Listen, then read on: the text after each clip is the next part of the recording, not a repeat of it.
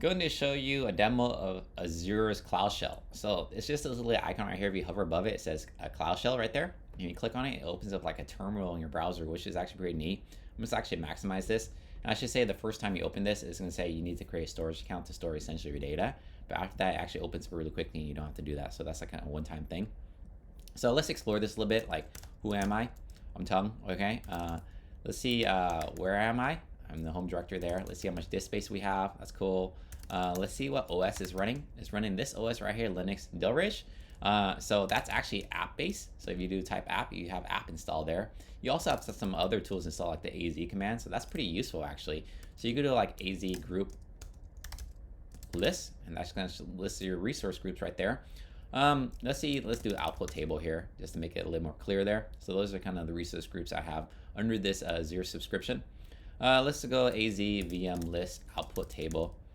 I have no VM, so that's empty. You could tell more clear it's empty by not using the old table option, I guess. Let's actually look at networks. Also, network, is it VNet list? VNet list.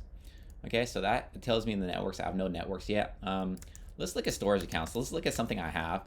Storage account list output table.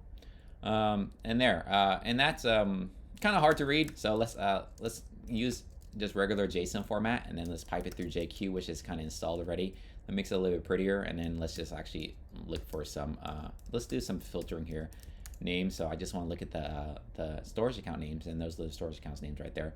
But yeah, so this is actually pretty useful if you're kind of on the go. You don't like, maybe let's say your laptop, you just hop into your browser and then kind of do some things here.